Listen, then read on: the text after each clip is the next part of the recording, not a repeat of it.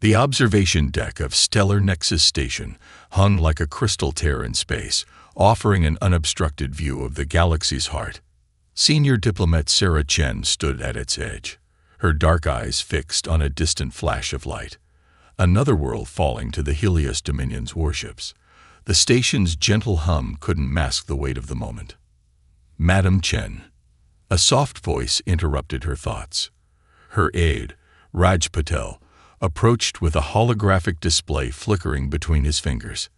The casualty reports from the Proxima sector just came in. Sarah closed her eyes briefly, steeling herself. How many? 8 million confirmed dead. The Arcturus Collective's evacuation fleet only managed to save 30% of the colony's population. The numbers weren't just statistics to Sarah. 2 weeks ago, she had visited that colony, shared meals with families who had fled there seeking refuge from the war. Now they were gone, reduced to data points in a report that would be filed away and forgotten by the Galactic Council. Humanity had held observer status in the Council for 15 years, deemed too evolutionarily young to participate in galactic governance. They were allowed to watch, learn, and trade, but never vote, never intervene. The Council preached patience, wisdom, and the long view that came with being a species hundreds of thousands of years old. Sarah turned from the window, her reflection showing a woman in her late 40s wearing the sleek gray uniform of Earth's diplomatic corps. Have you finished analyzing the transmission patterns I asked about? Raj nodded, expanding the hologram to show a complex web of communications traffic. You were right. The Helios Dominion's fleet movements don't match their declared positions.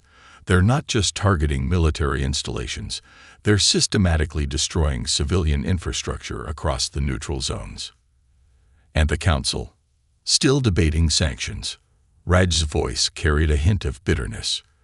They've scheduled another emergency session for next week. Sarah moved to her private office, its walls covered with real-time maps of fleet movements and refugee flows. She had spent years building this database, piecing together information that the Council deemed unnecessary for Earth to possess. They thought humans were focused on their small corner of space, content with their limited trading rights and observation status. They were wrong. Her quantum-secure channel buzzed, a message from Earth's hidden military command. Dr. Marcus Reeves, her longtime friend and the architect of humanity's classified defense program, appeared on screen. Sarah, we've confirmed it, Marcus said without preamble. The Helios Dominion isn't just expanding. They're testing weapons designed for mass extinction. The attack on Proxima wasn't just about territory. They're perfecting their planet-killer technology. Sarah's fingers tightened on her desk. The Council knows everything. Our deep-cover agents just decrypted communications between Council members. Some of them have been selling advanced weapons technology to both sides. They're profiting from this war while millions die. The revelation should have shocked her, but Sarah had suspected something like this for years. The Council's inaction, their constant delays, their insistence on keeping younger species from having a real voice, it all served to maintain their power and profit. How long until they reach Earth's sector? She asked. At their current pace, 8 months, maybe less. Our simulations show they'll use the same extinction weapons they tested on Proxima. They see us as a potential threat, Sarah. They won't risk leaving us alive behind their lines. Sarah walked back to the observation deck, watching the endless stream of refugee ships seeking sanctuary. Each vessel carried thousands of lives, hoping to find safety in the few remaining neutral systems. Earth had secretly been preparing for this moment, building ships and weapons that combined human ingenuity with reversed-engineered alien technology. They had ships that could match the Helios Dominion's best, weapons that could counter their planet killers. Most importantly, they had something both the Dominion and the Council had forgotten: the moral clarity that came from being a young species who still remembered their own wars, their own struggles for survival. Marcus, Sarah said, her decision made, implement Protocol Sunrise. I'm going to address the Council tomorrow. They won't let you speak. Observer species don't have that right. Sarah smiled, a hard expression that would have surprised those who thought of her as just another quiet human diplomat. They're about to learn that humans have never been good at staying silent in the face of genocide. Prepare the fleet. Tomorrow, we show the galaxy that being young doesn't mean being helpless. As she ended the transmission, Sarah watched another refugee ship dock at the station. Tomorrow would change everything. The Council would learn that their primitive observers had built something they feared most, a civilization that combined advanced technology with humanity's ancient warrior spirit. The galaxy was about to remember why the young species were often the most dangerous, not because they were aggressive or violent, but because they still believed in fighting for what was right.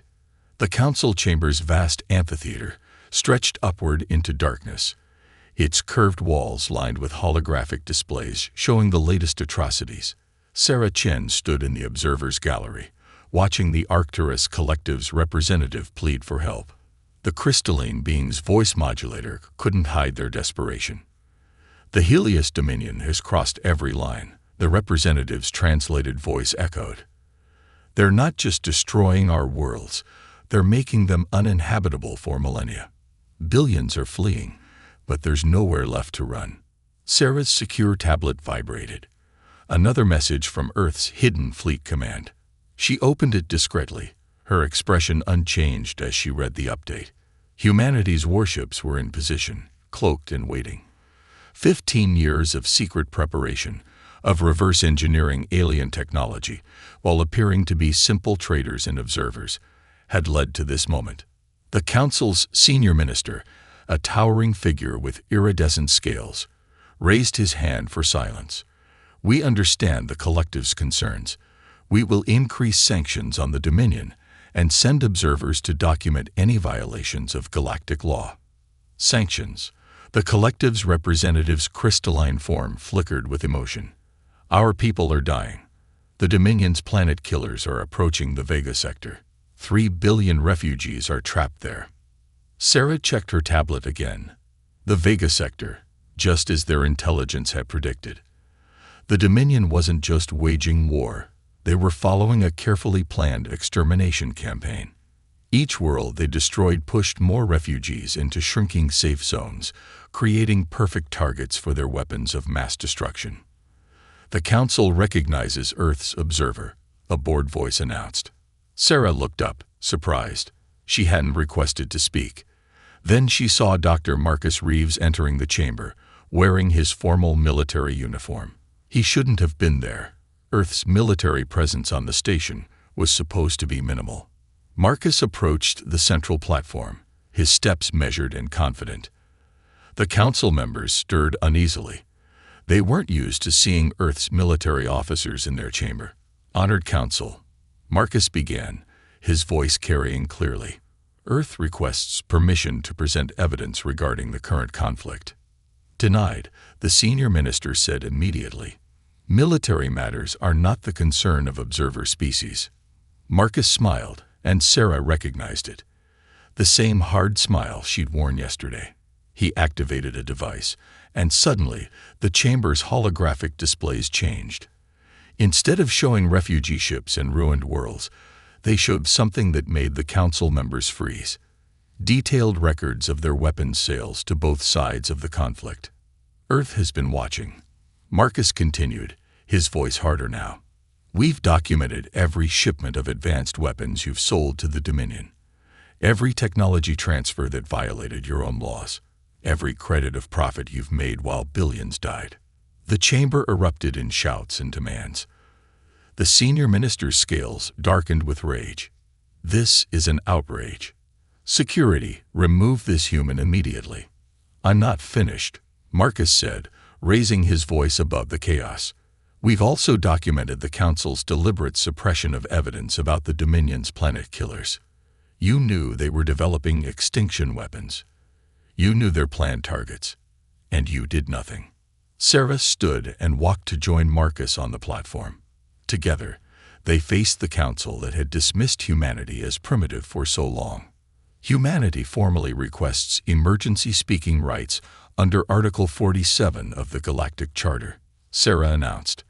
"We have evidence of actions that threaten not just peace, but the survival of multiple civilizations." The senior minister's security forces surrounded the platform, weapons ready. But before they could act, every display in the chamber changed again. This time, they showed something that made even the council's most composed members gasp.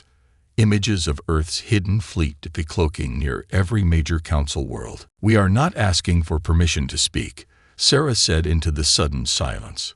"We are informing the council that humanity will no longer stand by while genocide is committed for profit. The Vega sector is about to become a killing ground for 3 billion refugees. The Dominion's fleet will arrive in 6 hours." She paused, meeting the eyes of each council member. "Earth's fleet will be there in 5. The chamber descended into chaos. Council members who had profited from the war tried to flee. Others demanded emergency sessions. The Arcturus Collective's representative approached Sarah and Marcus, their crystalline form glowing with hope for the first time in months. "You built all this in secret?" they asked, while pretending to be simple observers. Marcus nodded. "We learned from watching. Every technology you showed us, every battle we observed, every tactical mistake we saw, it all helped us prepare. Humanity hasn't forgotten its own history of war, but we've also learned from yours." Sarah's tablet buzzed again.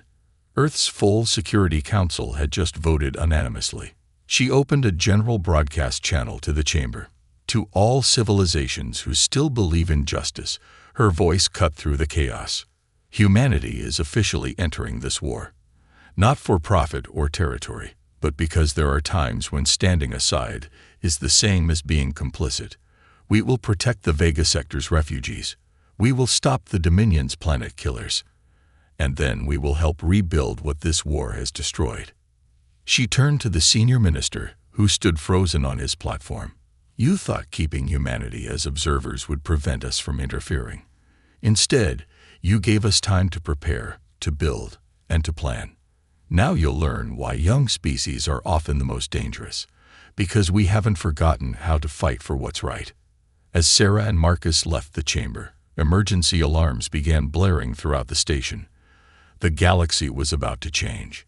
Humanity's fleet was advancing, carrying with it not just weapons and shields, but something the Council had forgotten existed: the unshakable conviction that evil triumphs only when good people choose to do nothing. Captain Diana Torres stood on the bridge of the EFs of Hyperion, watching her tactical display as 3,000 refugee ships struggled to escape the Vega sector. The massive evacuation fleet moved painfully slow, weighted down by civilians, and limited by their oldest vessel's capabilities. "Dominion fleet detected," her tactical officer announced. 7 dreadnoughts, 18 cruisers, multiple support vessels. They're deploying their planet killer platforms. Diana's expression hardened. The Hyperion was humanity's most advanced warship, but it had never been tested in actual combat. None of their ships had. Everything they knew about space warfare came from years of observation, simulation, and theoretical exercises. "Status of the stealth net?" she asked. "Holding steady, Captain. The Dominion hasn't detected our fleet yet."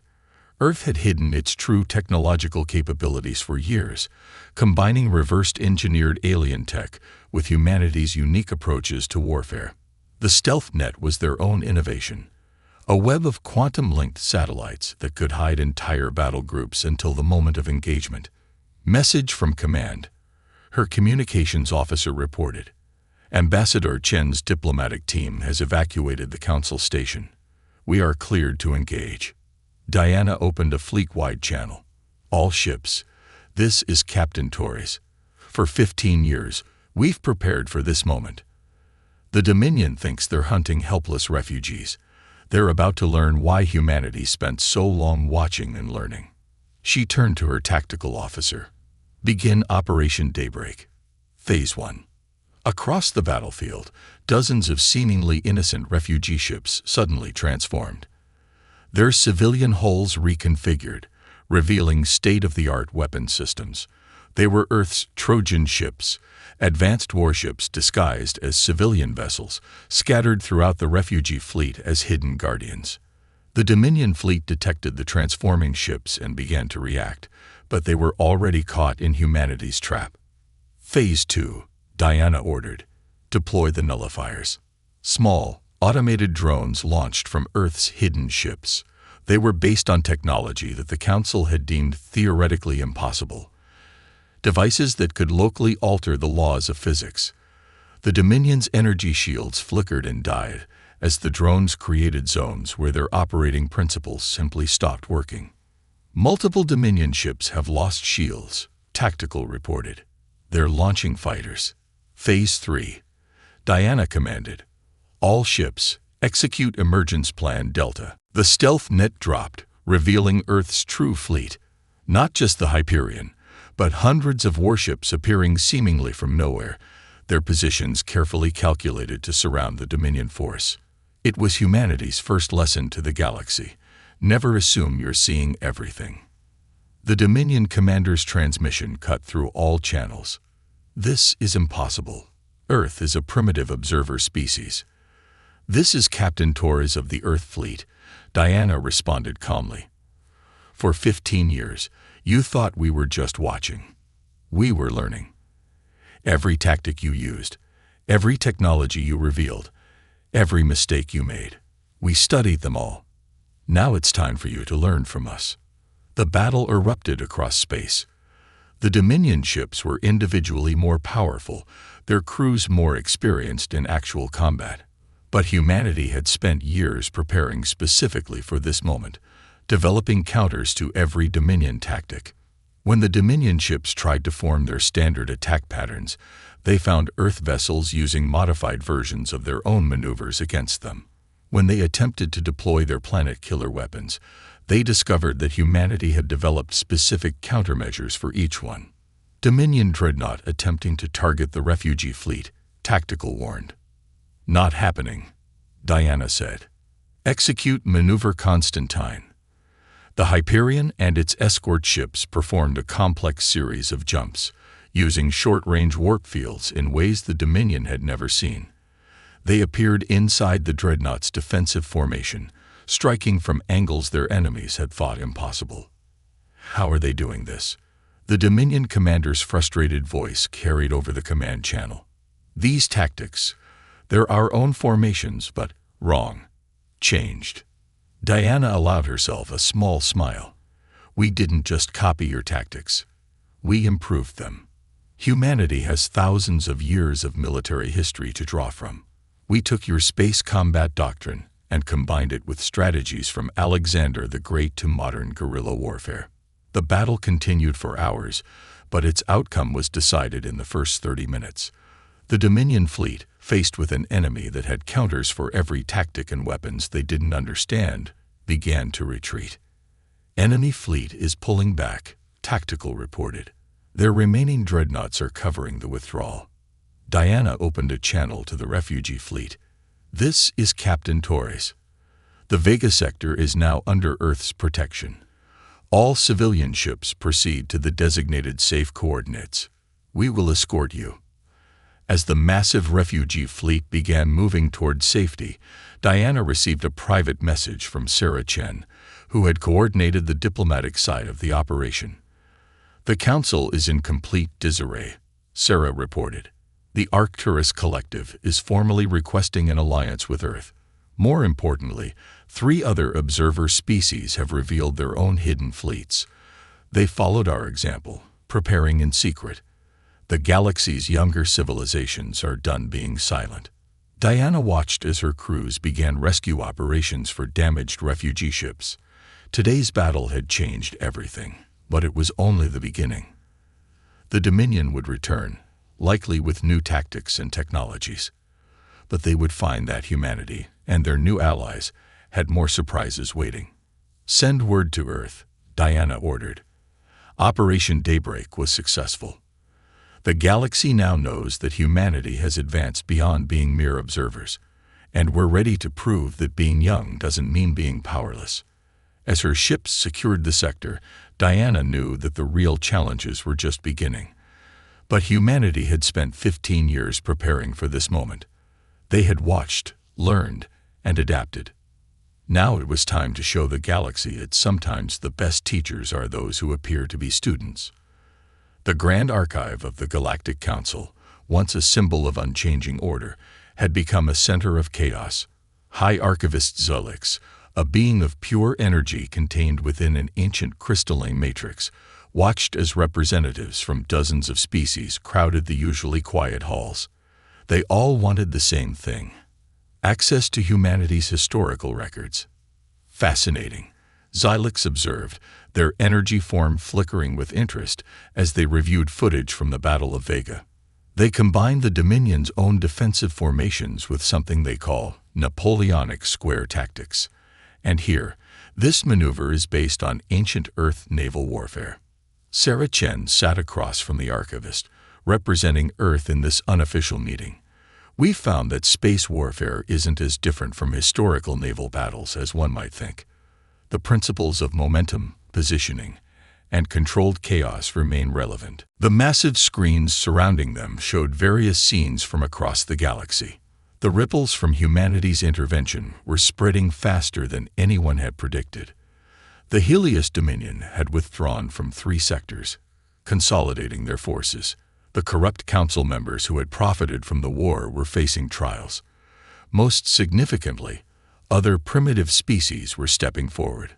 The Centauri Republic has revealed their own hidden fleet, Zulix noted, bringing up new data streams. And the Proxima Collective, even the Sirius Confederation. They all followed Earth's example, building in secret while playing the role of humble observers. "We've been in contact," Sarah confirmed. Many younger species recognized the same patterns we did. They knew that being designated as observers was meant to keep them powerless. The Archive's alerts chimed as new information poured in. The Arcturus Collective was reorganizing their forces using human tactical doctrines. Refugee fleets were adopting Earth's Trojan ship concept, hiding defenders among civilian vessels. The galaxy's power structure was shifting by the hour. In a secure conference room deep within the archive, Dr. Marcus Reeves was meeting with military leaders from other young species. The Centauri Admiral, a telepathic humanoid, projected their thoughts directly. "Your victory at Vega was impressive, but the Dominion will adapt. They're already modifying their shields to resist your nullifier technology." "We expected that," Marcus replied, bringing up detailed tactical projections. "Humanity's strength isn't just our technology. It's our ability to adapt faster than our opponents. We've already developed 12 new variants of the nullifier system." Captain Diana Torres joined the meeting via quantum link from the Hyperion, which was patrolling the liberated Vega sector. "The Dominion's retreat wasn't just tactical," she reported. "We're detecting massive fleet movements near their core worlds.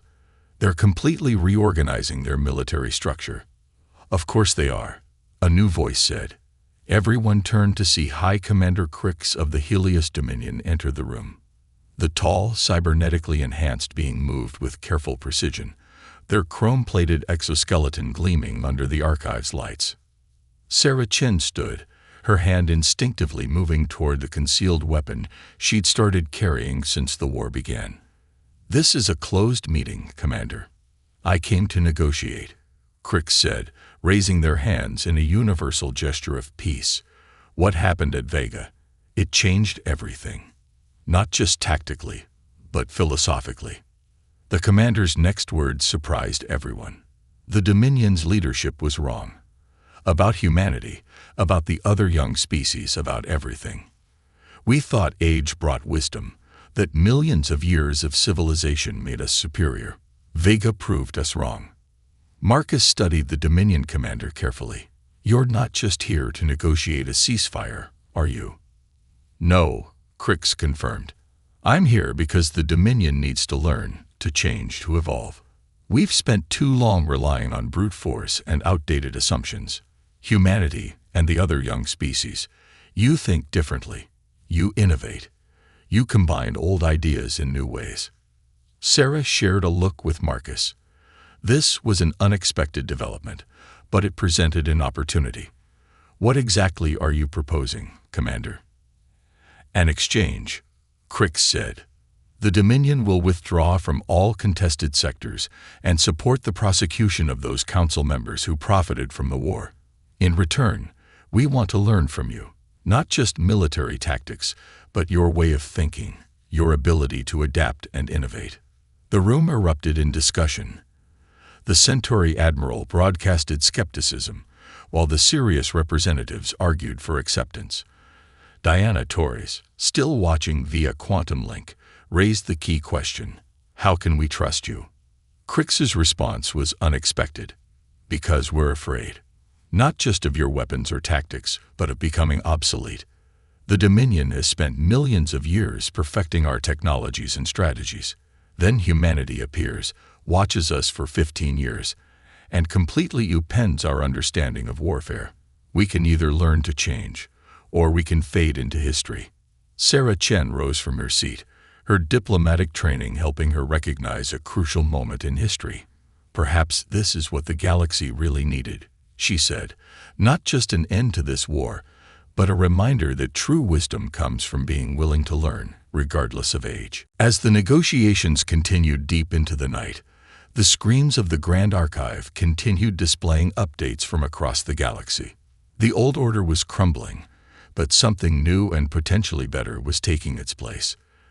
The younger species were rising, not through conquest, but by demonstrating that innovation and adaptation were more valuable than age and tradition. The galaxy was changing, and at its heart was a truth that humanity had known all along. Real strength comes not from having all the answers, but from never stopping asking questions. 1 year after the Battle of Vega, the Stellar Nexus Station had transformed. Where once Earth held only 3 observer seats in a distant corner, now a new chamber had been constructed. The galactic assembly of allied species met here, young and old civilizations together, each with an equal voice. Sarah Chen stood at the same window where she had watched worlds burn a year ago. Now she watched ships from 100 species working together to rebuild the worlds devastated by war. The Helios Dominion's planet-killer platforms had been converted into terraforming engines, healing the very worlds they had once destroyed. Quite a view, isn't it?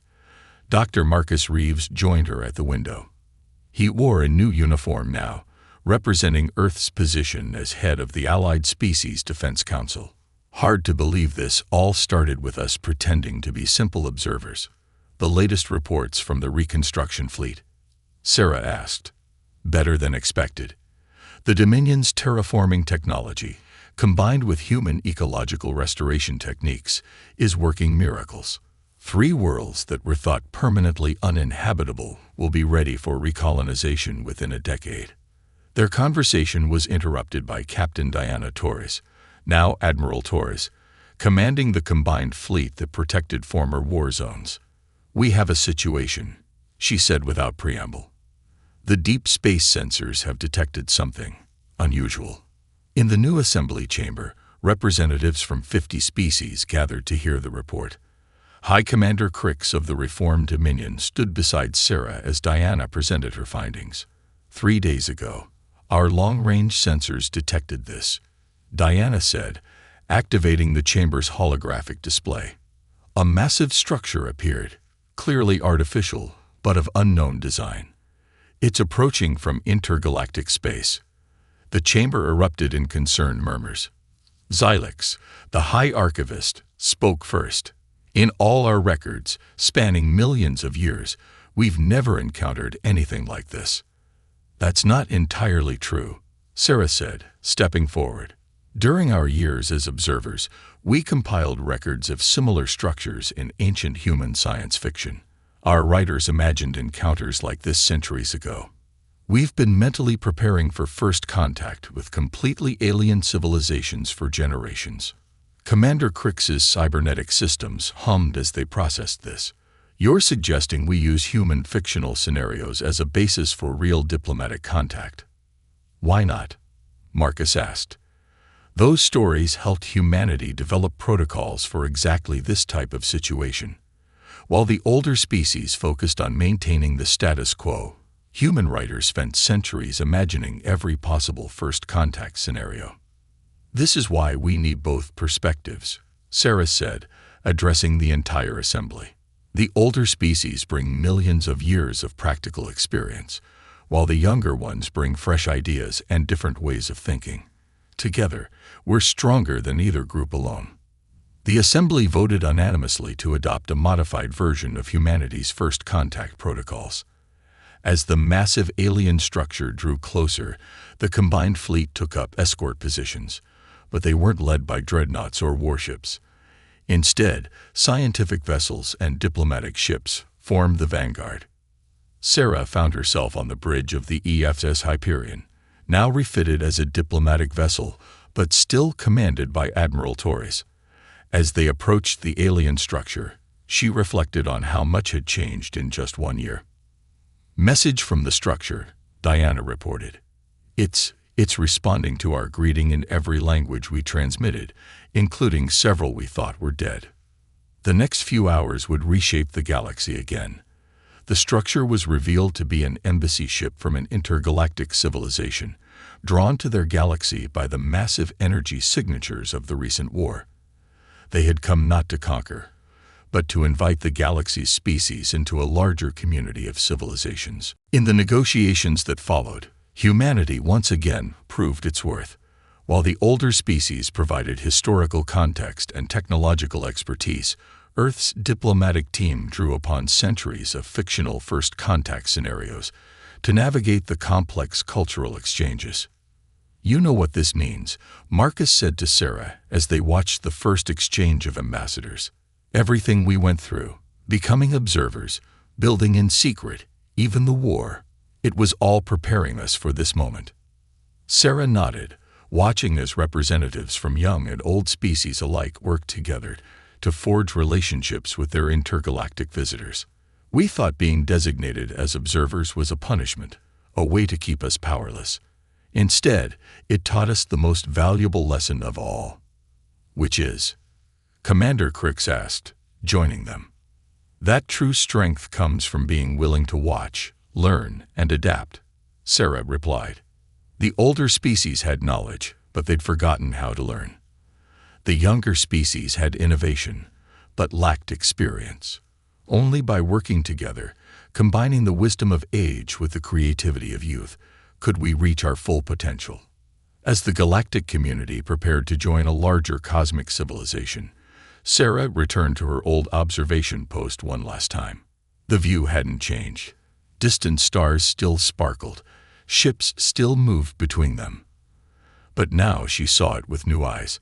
They were no longer mere observers of the galaxy's history. They were active participants in its future.